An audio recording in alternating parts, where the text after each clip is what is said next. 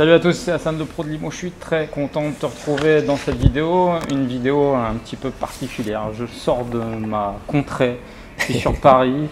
Ce soir, j'ai un événement avec des rencontres d'investisseurs et j'en profite parce que j'en ai rencontré un qui est plutôt aguerri et peut-être que tu le connais parce que tu as déjà écouté ses podcasts. C'est Bruno.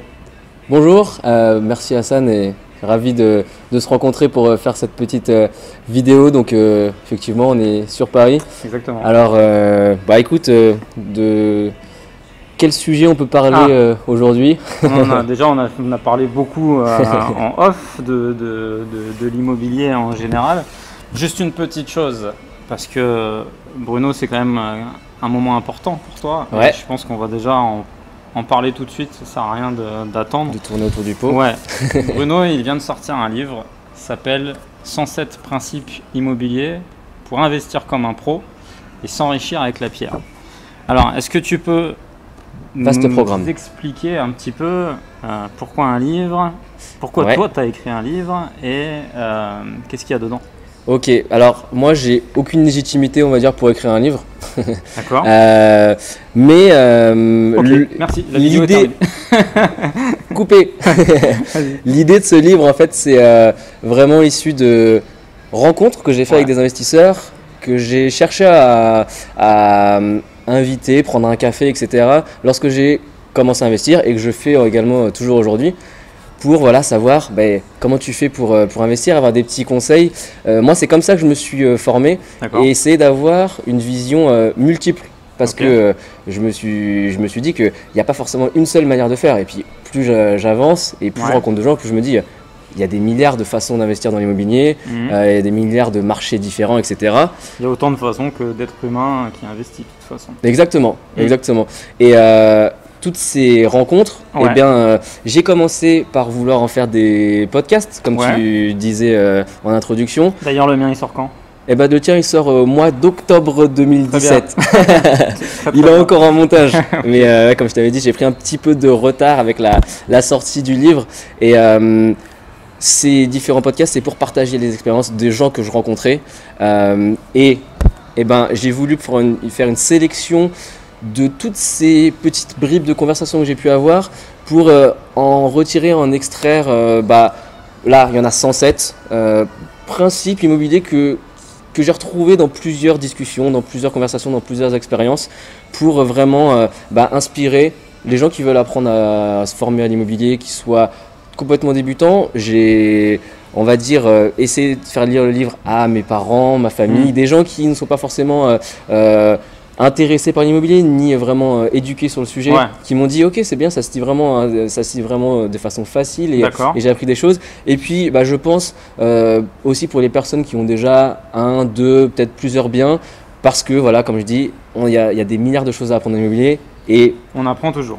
Une ou deux pages, je pense, pour chaque personne, et c'est pas un mensonge de dire qu'on va apprendre quelque chose. Donc voilà. Je pense, une chose vraiment qui a retiré de ce livre une idée, c'est que l'immobilier, c'est au final un business, mais c'est surtout une aventure humaine. Exactement. Donc, je ne sais pas si tu veux qu'on parle de ce sujet-là. Je te laisse développer, Bruno. Alors, tu disais, ce soir, tu vas participer à un événement. Oui. Je sais pas, depuis que tu as commencé à investir, combien de personnes, investisseurs ou professionnels de l'immobilier, tu as eu rencontré? C'est mon quotidien, alors si tu veux, je les rencontre tous les jours. C'est sûr que partenaires de l'immobilier, des professionnels partenaires, j'en rencontre tous les jours. Des investisseurs, j'en accompagne tous les jours dans mon activité d'agent. Donc forcément, c'est un quotidien. Et c'est quoi pour toi le facteur humain, quelle est l'importance du facteur humain dans toutes ces relations et toi, dans ta carrière d'investisseur et de professionnel de l'immobilier en tant qu'agent aussi. Voir l'immobilier comme, il y a la partie chiffres, analytiques, etc. On parle de renta, etc. Je vais t'expliquer un concept que j'ai souvent fait, qui a parfois déplu. Et tout à l'heure, tu me disais, parce qu'on a beaucoup parlé avec Bruno, tu me disais, je fais très attention aux chiffres. Ouais, Et d'ailleurs, on fera une petite dédicace, mais c'est, je dis pas de bêtises, Bassel du site Rendement Locatif qui a fait ta préface. exactement. Voilà, donc pour la plupart des investisseurs, vous avez tous plus ou moins utilisé ce logiciel-là. Ouais, Par contre, moi je procède un peu à l'inverse. Je ne te d'accord. dis pas du tout que le chiffrage, les calculs, les tableaux Excel sont pas importants, Ouais, mais je te dis qu'ils ne sont pas essentiels. Ils vont déterminer ton investissement. Ça ne sert à rien de faire l'argument, ouais, ni l'argumentaire plutôt, pour t'expliquer pourquoi c'est intéressant, la fiscalité ou autre chose comme ça. Mais moi, quand j'amène des clients ou quand je faisais vraiment mon activité d'agent où on visitait, etc., je donnais pas de prix, on ne parlait Ouais. pas du prix. On d'accord. parlait, je savais ce que mes clients avaient comme budget, si tu veux, donc je les amenais pas de voir des choses où je Ouais. savais qu'ils pouvaient pas Ouais, aller. bien sûr.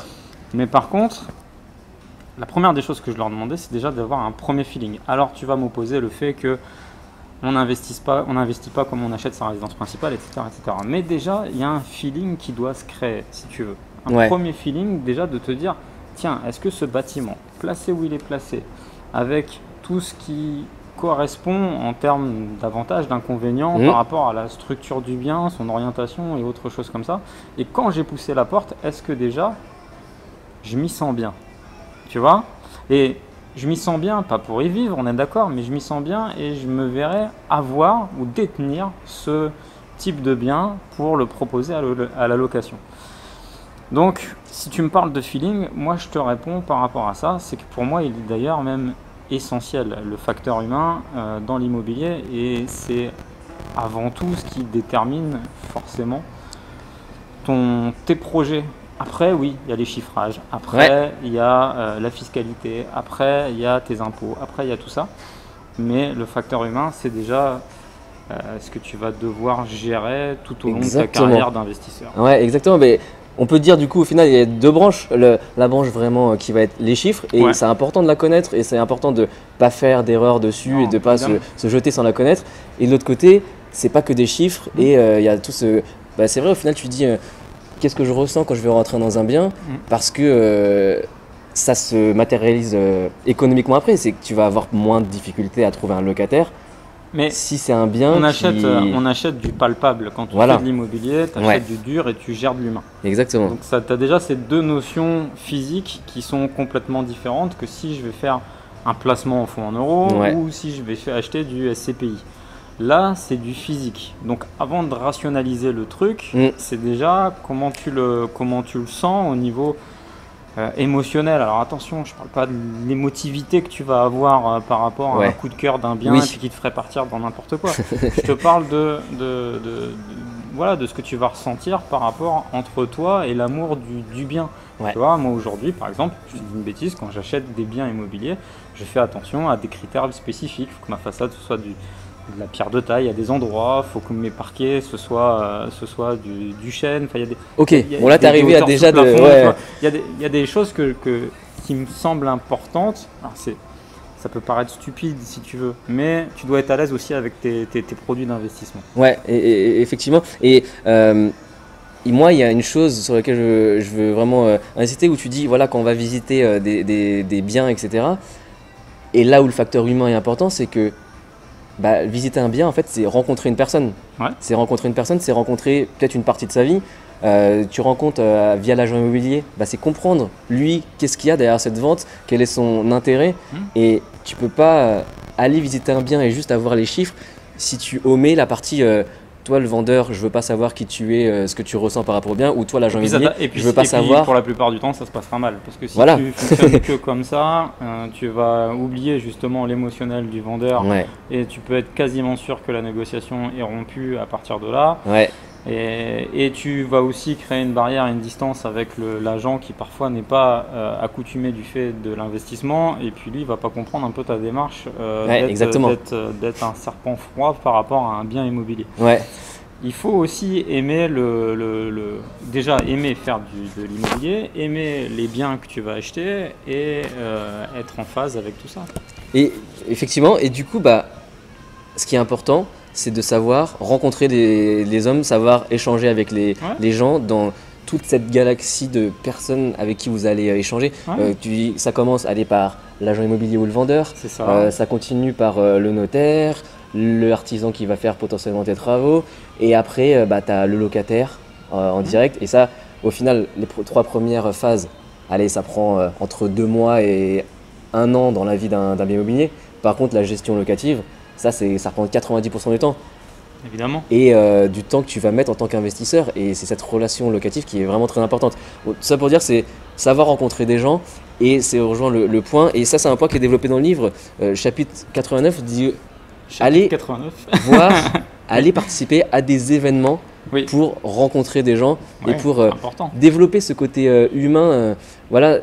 J'étais dans le monde dans l'entrepreneuriat avant, et voilà, j'ai beaucoup apprécié, et c'est dans ma nature de parler avec les gens, etc.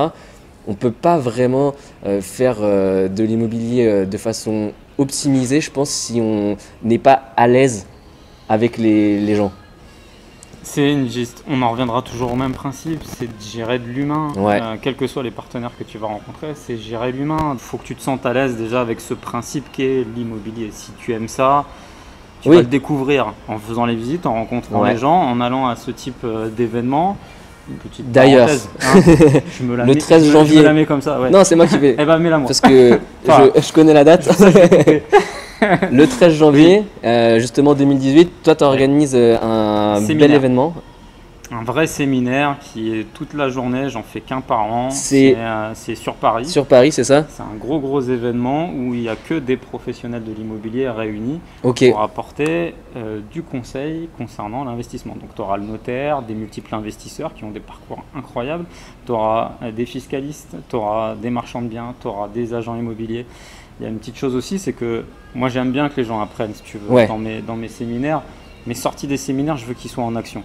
Et j'ai un réseau d'agents immobiliers qui va être présent ce jour-là, et avec qui, moi, les gens, quand ils vont sortir du séminaire, ils vont pouvoir travailler et se mettre en action. C'est des chasseurs de biens à produits locatifs viables partout en France. Et du coup, tu auras les connaissances, tu auras la motivation, parce que comme tu dis, tu es dans des événements, tu rencontres un maximum de gens, tu es super motivé.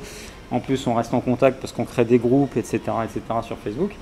Mais après, on passe à l'action, tu vois. Moi, sortie de mes séminaires, j'accompagnais des gens dans ma ville. La sortie du prochain séminaire, partout en France, on va pouvoir les accompagner à trouver des produits d'investissement. Ok, bah effectivement, merci pour la pub. Participer. Tu es sur ma chaîne, mais merci pour la pub. Non mais je vais y participer, c'est sûr, le 13 janvier. Cet événement-là, c'est un gros événement, et là, vraiment l'avantage, c'est de passer à l'action. Si vous habitez dans d'autres endroits en France, c'est sûr que vous pouvez trouver des petits événements, ou alors même, pourquoi pas en organiser avec Internet. Aujourd'hui, vous pouvez, dans un café, etc., vous dire avec 3-4 investisseurs que vous avez rencontrés sur Facebook, venez, on se rencontre et on discute, on essaie de faire venir un agent, un notaire pour mutualiser, échanger, et voilà, vraiment essayer d'avoir ce côté, créer ce côté humain et créer ce réseau. D'ailleurs, un petit point par rapport à si vous participez à des événements, c'est un point aussi qui m'avait été raconté par un investisseur. Point numéro 43, vous vous retrouvez il y a 107 principes, donc je vous en donne juste le deuxième là. C'était il avait une entreprise à côté, et il disait, lui, il s'est dit pourquoi pas faire dans l'immobilier et ma carrière d'investisseur immobilier. Enfin, il voyait vraiment ça comme une petite entreprise. Dans le sens non péjoratif, mais se dire voilà, je le fais pas comme un amateur. Et il avait créé des petites cartes de visite où il avait marqué son nom, son prénom et investisseur immobilier. Et donc à chaque fois qu'il rencontrait un professionnel, un agent, un artisan, il donnait sa carte de visite. Et là, ça marque des points, ça marque dans la tête des gens. L'agent immobilier, il va se dire ah ok, ça, il se différencie. Peut-être que si j'ai un produit qui vient, je vais penser plus à lui parce que il m'a donné quelque chose de physique, une petite carte quoi. Absolument. Alors, toi qui es agent immobilier, ça veut pas, tu vas pas être dupe, hein, tu vas pas te dire que un gars qui va te donner une carte de visite, c'est un gars qui est le plus finançable ou le gars qui a le plus d'argent. Mais ça peut aider à se démarquer. Bon, ça se démarque, tu t'en souviendras plus parce que tu as eu quelque chose de physique, un lien physique, au-delà de la discussion, de la poignée de main et autres, tu vas garder quelque chose entre guillemets en souvenir de lui. Donc oui, ça peut être un bon tips, comme on dit. Et je sais pas si on va vers la fin de cette vidéo et puis. Toi, t'es comme ça, t'es sur ma chaîne, tu décides si on va vers la fin. En fait, non mais tu vois, c'est une des premières fois où je suis invité et normalement c'est moi qui fais les interviews. Du coup, je suis d'accord, t'as raison, c'est pas ma chaîne. Voilà, alors j'ai envie qu'on discute. De quoi on pourrait discuter? Donne-nous un truc d'essentiel qu'il y a dans ton livre pour quelqu'un qui débute. Toi, ce qui t'a dans tes 107 principes, il y a un truc, voilà, tu débutes, ça doit connecter, ça doit te faire passer à l'acte. Ça doit te faire passer à l'acte? Ouais, ça doit te faire passer à l'acte. Comme ça, c'est dur à dire. Alors, même si c'est pas dans le livre, toi, de ce que toi t'as vécu, de ce qui t'a fait percuter.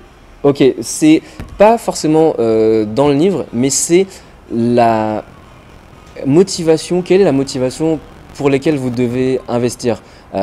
Voilà, comme on en discute, les gens qui vendent l'investissement immobilier comme étant vous allez devenir riche, etc. Soyez libre financièrement. Est-ce que c'est vraiment… Ne lance pas là-dessus.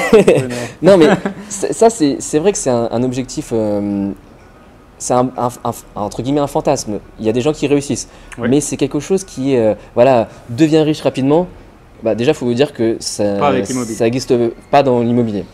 Pas avec l'immobilier. Alors, ça dépend qu'est-ce qu'on met par rapidement. Effectivement, si on dit en 20 ans et riche, c'est d'avoir… Oui, déjà, il faut voir où tu mets ton curseur. Voilà. Est-ce que riche, c'est déjà gagner 1000 euros par mois, ou est-ce que c'est 10, ou est-ce que c'est 100? Ouais, mais la vérité, c'est de se dire, qu'est-ce que l'immobilier peut t'enrichir et qu'est-ce que tu as envie d'obtenir comme revenu complémentaire, si on peut parler de ça, pour toi, mais surtout, je pense, et moi c'est comme ça que je réfléchis, pour ta famille. Ton premier objectif, parce qu'on n'a pas tous les mêmes.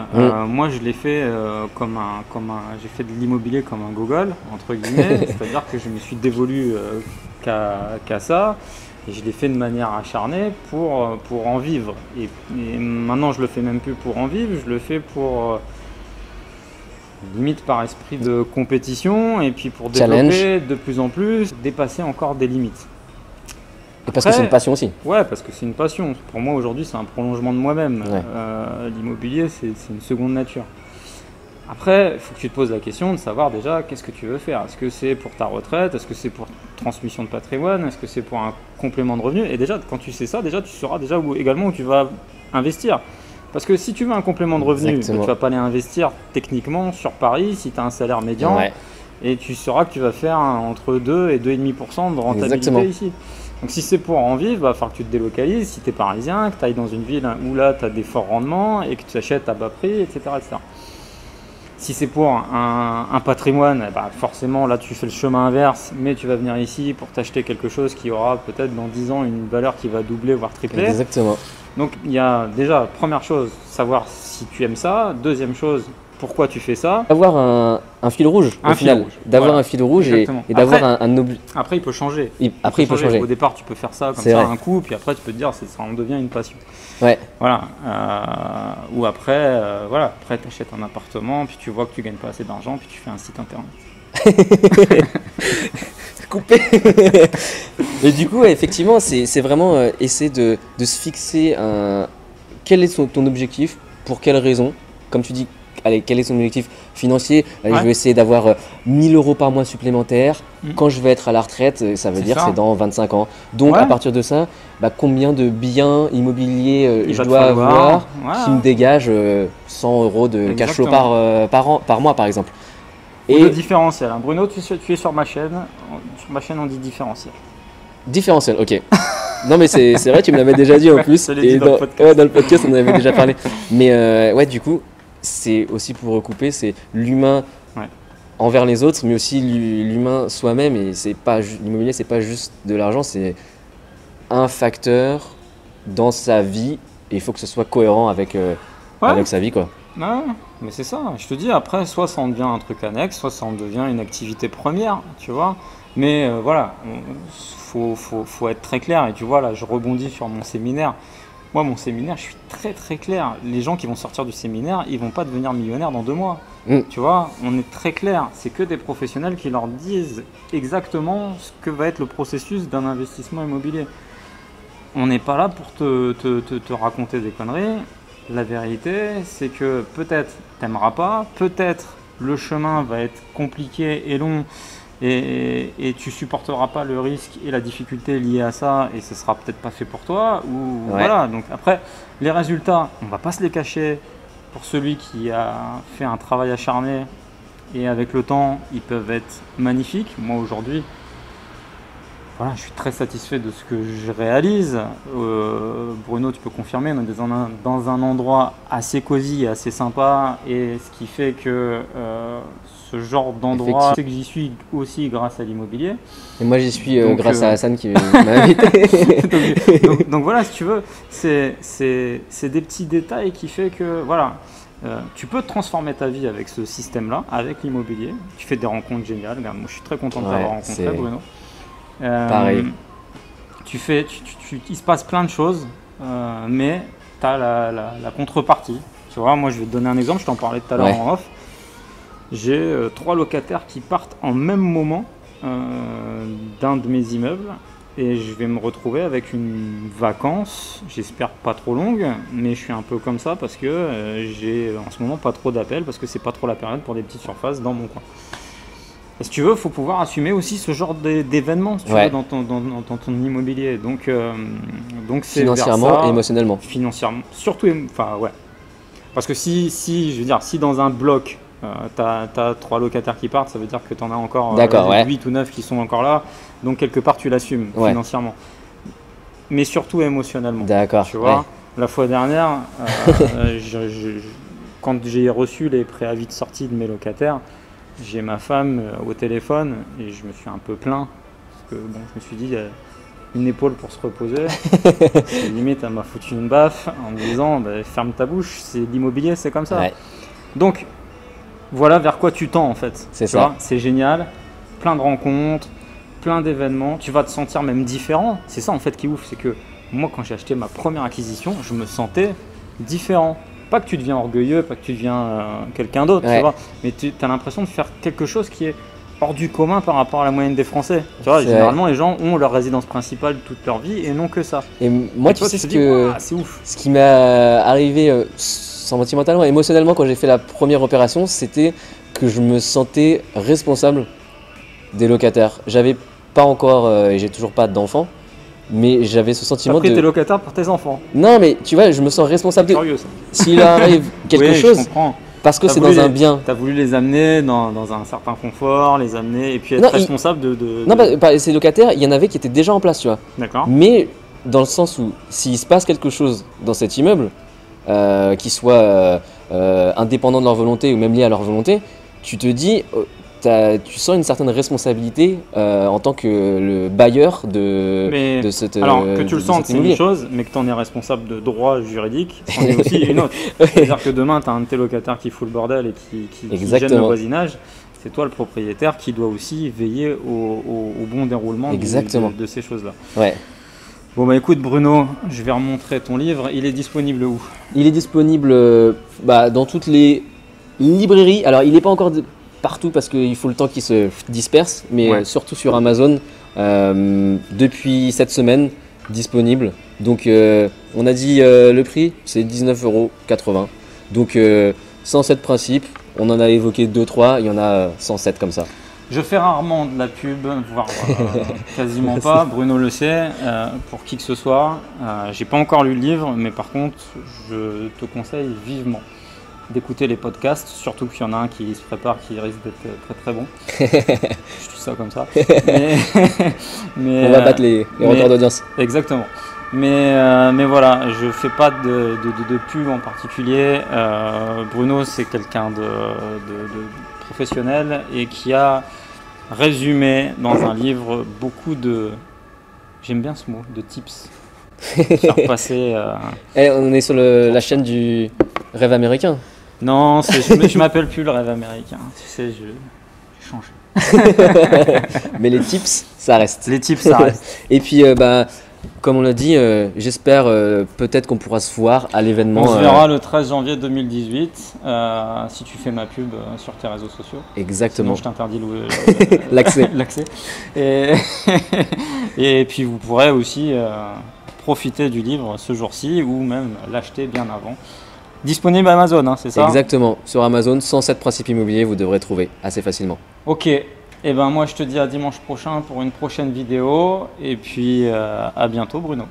Salut Hassan, merci encore. Ciao.